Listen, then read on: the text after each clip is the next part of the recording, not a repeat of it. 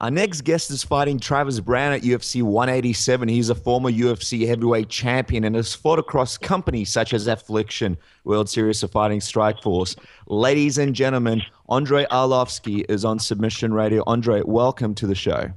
Thank you, guys. Thank you for having me. Thanks, Andre, for coming on the show. It's a real pleasure. Andre, May 23rd is a couple of months away. You'd be in the beginning stages of your camp for Travis Browne. How's it all going so far?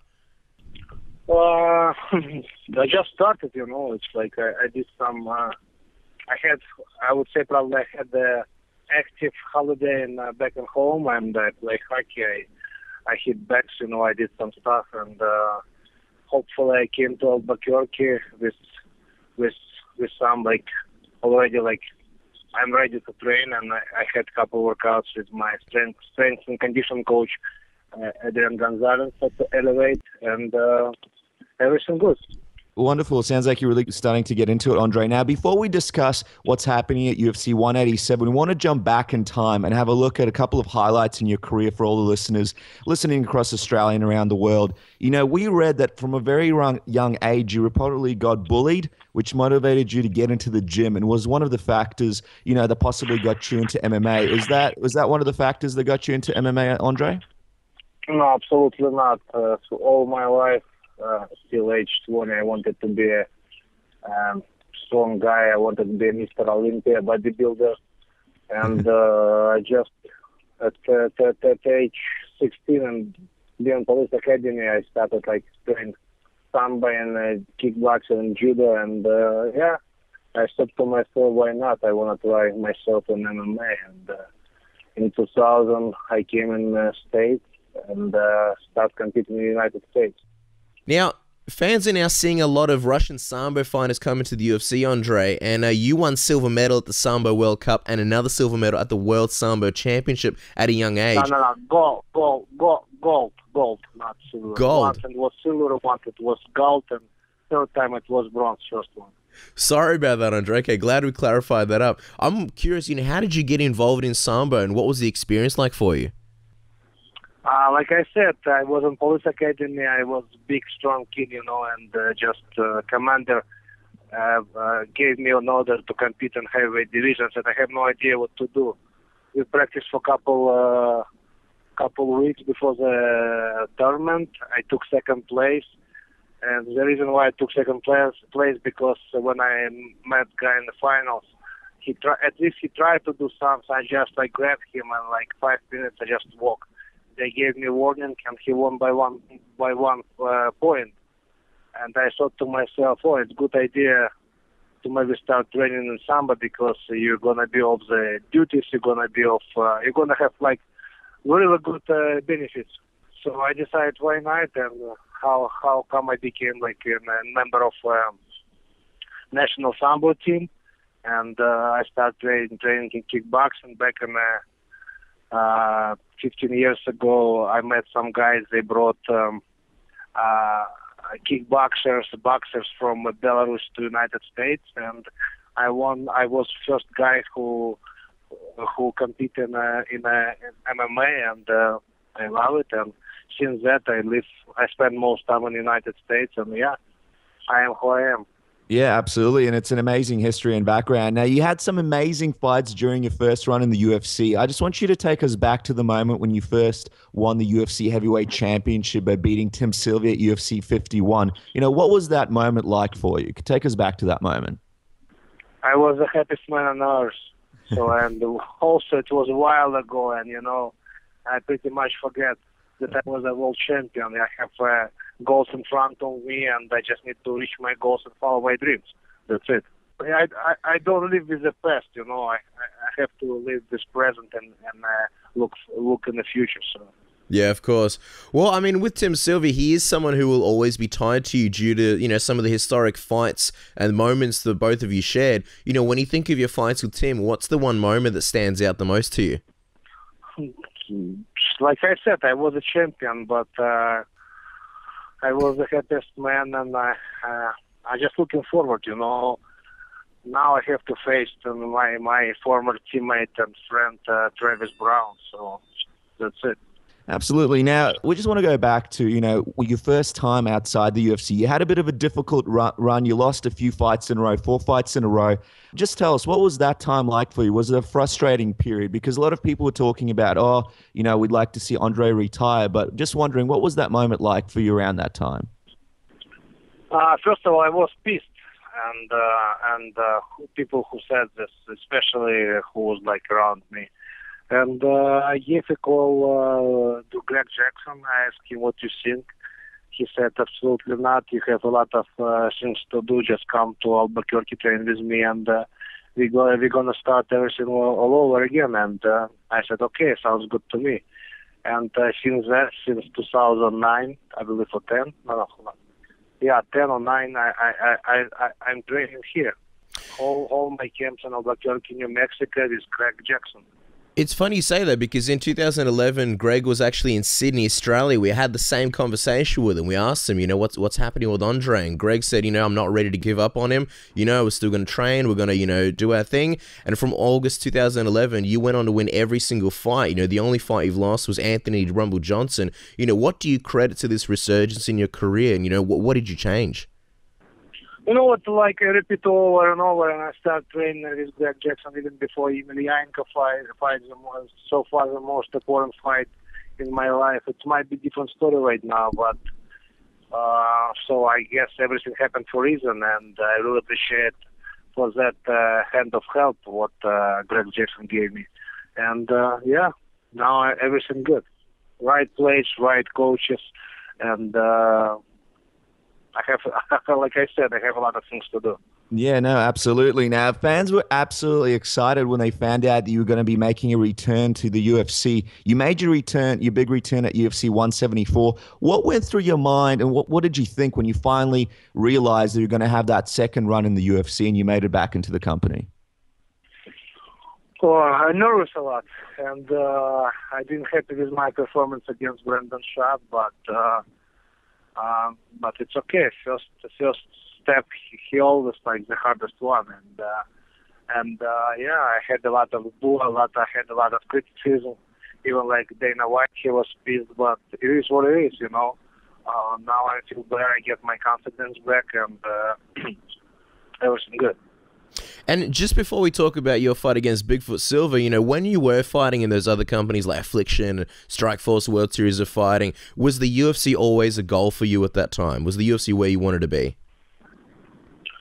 When I left UFC back in 2007, I believe it was a business decision for myself, for my team, and I competed in many different promotion companies and different side. I knew one sooner or later I'm gonna back in the UFC, and this has happened back in June 2014, and now I'm a member of UFC, a member of big family, and they have Arlovski version 2.0, so I'm very happy. Mm. Yeah, and speaking of, great moments, your last fight, you got redemption and knocked out Bigfoot Silva in the first round in his hometown of Brazil. Judging by your victory dance, you were pretty happy. How did it feel to redeem that loss and have such a big win in your opponent's backyard? Oh, it was hard, and I knew that whole crowd going to be against me, and just 6 police officers from São Paulo. When I went on a press tour before the fight, they kind of liked me, we spent some time together. We went to shoot together in Brazil, and they told me we're going to be in your corner, even like whole Brazil going to be against you. And it was hard, but thanks to my trainers, Greg Jackson, Said Hatim, Andrei, my boxing coach, they put me in the right way, and they make my feel my head straight, they all negatives they put in the right way, and I beat Tim Silva, and I beat Bigfoot, and I'm very happy. Yeah, I think everyone else was cheering other than, some of the Brazilian fans in the crowd. And on any other day, fans would have gone crazy for a KO like that. When you jumped on the cage and yelled out a few things to the crowd afterwards, your corner was pleading with you not to say those things. No. Let's make this straight. I didn't yell to whole crowd. I yelled to one person. When I jump on a fence, he showed me like, fuck you. They show me, I'm going to kill you. They show like he's going to cut my throat. That's why I told him, fuck you and all this stuff. But I never did anything like that. And in the future, I will not do anything like that to whole crowd. If some person going to be a dick, definitely he going to get something back. But definitely not the whole crowd.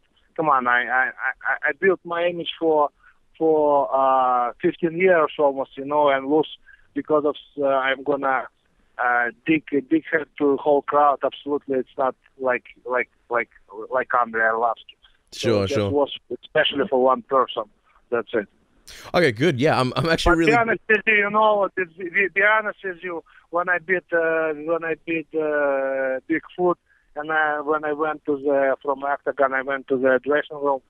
Whole crowd started like kissing me, start to asking me like to take some pictures, to sign something, and it was kind of first time I didn't want to to sign something and do something because 5 minutes ago they like booing you, they like they were not happy to see you beat a fight against your guy from Brazil, and for some reason 10 minutes later, they became like the best persons in ever. It was kind of disgusting, but it is what it is. Wow. I'm actually glad you explained that. Even me personally, I didn't know, what that was, but it's good that you explained that it was just to one guy. Let's talk about your upcoming fight against Travis Browne at UFC 187. You obviously know Travis Browne very well. The two of you trained together at Jackson Winklejohn for, quite a long time. As you had been teammates for a while, was there any hesitation for you, taking the fight with Travis because of your relationship with him? I don't like this fight. I don't want to fight him, but it is what it is. If I want to move forward, and I just had to fight. I have to fight Travis Browne, and absolutely right. He's my friend. We were teammates for a long time, and deep inside, I don't like this fight. Yeah, he's tough. He's dangerous, definitely, but it's a business. It's nothing personal. It's business. Yeah, and I'm just wondering, obviously you guys probably still speak on the phone. Did you guys have a chat when this fight was announced, and what did you say to each other, knowing that you're going to have to prepare for each other going into this fight? No, he just left before his last fight. He left Albuquerque. He trained in California, and it's funny because he let me live in his house when I was in the camp before my Bigfoot fight, and wow. He called me and he said, yeah, I moved out, you better take your stuff out. And I asked my friend, another friend from Albuquerque, to go to his house and take all my stuff, and that's it. We just called each other, text each other a couple of times, and so far that's it. Oh, I know you guys are obviously friends, but let's talk stylistically. What do you think are the biggest things you have to watch out for with Travis Browne, the dangers, and what do you think you have the advantages over with Travis Browne? Like I said, he's tough, he's number 3, and he's not a joke. He's a really dangerous opponent for me. Absolutely, Andrei. And, obviously you've already got 2 wins in the UFC. With this big win over Travis, it could catapult you into possibly fighting for the title next. Just wondering, what are your thoughts on the current interim champion Fabricio Werdum and Cain Velasquez? And have you mentioned that you're always looking forward. Have you and Greg spoken about how you'd match up with those guys, a rematch, Fabricio Werdum? First of all, one step at a time. Secondly, it doesn't matter what I think about Werdum. He's an interim champion. He's going to fight the champion Velasquez. So one step at a time. Now I have to focus on my fight against Travis Browne, and we're gonna think about depends what's gonna happen on the May 27th. Well, we're very excited, obviously, for that fight. Andre, we've just got a few fan questions. When we told the fans who are coming on the show, they jumped at the chance to send a few questions. I've got to read out a couple of them. We've got one here from a man, Big Steez. He said, you took on a man who many feel is the greatest of all time, Fedor, during his prime for the Affliction experience. What was it like for you, and what are your thoughts about Joe Rogan's comments that it was likely that Fedor may have been on PEDs? Next question. I have my opinions about that situation, but I'm going to tell you in the future. But yeah, next question, please.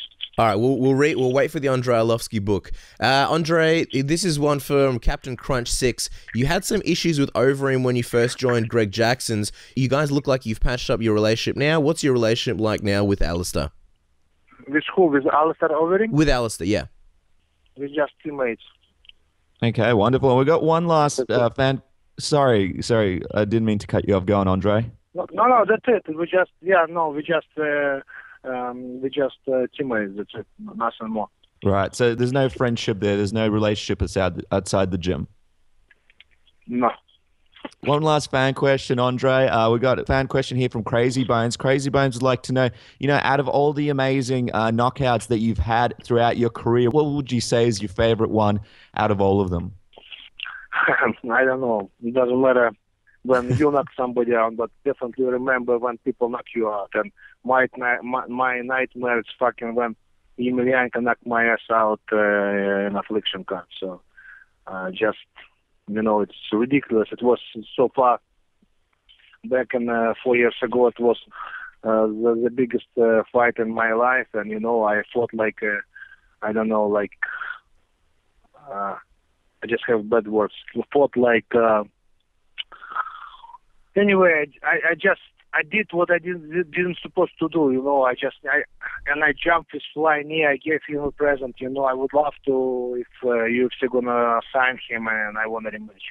That's interesting, Andre, because you mentioned that you're always looking forward. What is it about that fight that happened 4 years ago that's still bothering you so much? No, first of all, because the fight before when I fought Ben Russell, I jumped with a flying knee.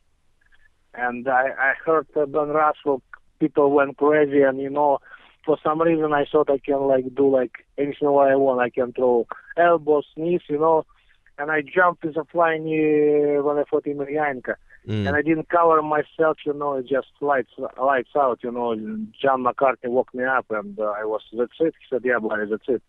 And but first 4 minutes, I saw that every kick, every punch, got the target, I saw he was hurt.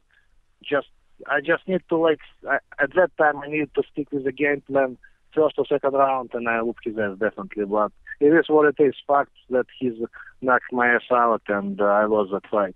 Yeah, absolutely. And obviously he's retired, but the UFC is always trying to get him back in. If he ever did make it into the UFC, would that be a rematch that you'd be interested in, Andre? 100%, like Nike, just do it. Well, hey, people would still be interested in that, absolutely. All right, Andre, we're going to finish the interview with something very quick and fun. The Submission Radio tap-out round. We just throw a bunch of fun questions at you, and you answer with the first thing that comes to your mind. Are you ready? Yep. All right, you've got a pit bull named Maximus. Do you take Maximus with you to training every day at Jackson Winklejohn's? Not every day. It's 3-4 times a day. He's like my shadow. He's always with me. Nice. He's now even with me in the car. Oh, man. He's extremely cute as well. Everybody needs to check out photos of him. Now, Andre, we've always wanted to ask you, what was it like shooting Bully Beatdown? Do you have any funny stories from the experience? It was fun, and more fun was when before that show, that guy who was supposed to fight when we were in a cage. He told me, I whoop you, guy, just watch me. I said, okay. And that's it. Yeah, it was fun. I would love to have another episode if somebody got invited. I reckon you should take over as the host of Bully Beatdown. Andrei Arlovski's Bully's Beatdown. I think that'd be awesome. Now, Andre, what was it like working with Jean-Claude Van Damme, a Universal Soldier, and did you show him any moves? It was fun. Definitely, it was fun. And once I remember we went to had lunch or dinner. I don't remember. And it was snow, it was dirty outside, and he tried to show me some kicks. and he like kicked me on my back. I said, "Listen, guy, if you want to show me something, just let's come, like let's go to the gym and let's work over there. Don't try to destroy my nice and very expensive clothes. Understand?" And that's it. But it was fun. He was my hero when I was back 25 years ago when I was a kid, and I had posters all over my room in my house. Yeah, it was fun.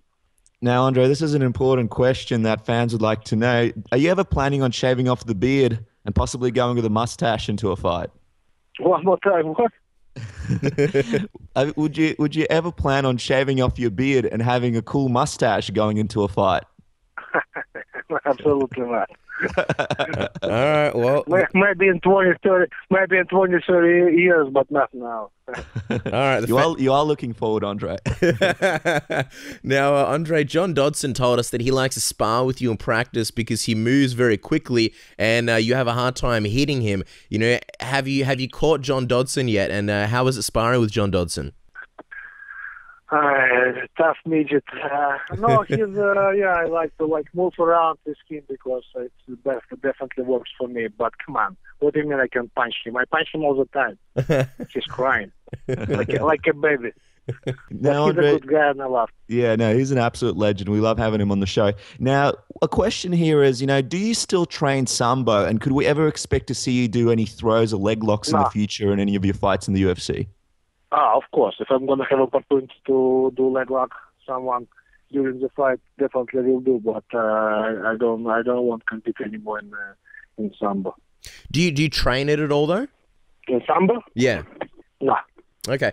Well, Andrei, finally, we have to ask this question. We know you and Travis are, good friends, but we have to ask, what's the official prediction? How are you planning to beat Travis Browne at UFC 187 on March 23rd? I can tell you one thing: the champion, the winner of that fight, gonna be better man who's gonna do before the fight, who's gonna do next 10 weeks hard work, who's gonna be more disciplined, and he's gonna be a little bit more lucky than his opponent. So it's gonna be the winner of that fight gonna be better man. That's it. Well, definitely I will do everything possible to win that fight, but you never know. I don't believe in luck. I believe in hard work. So I promise you one thing: I'm going to train hard, and I'm gonna do everything possible to beat Travis on my 27th. Well, UFC 187, it's going to be a big show. Guys, you can follow Andrei on Twitter at Andrei Arlovski and like him on Facebook. It's going to be a great fight. I can't wait. Andrei, thank you so much for coming on the show. We really appreciate having you. Thank you guys for having me. God bless you.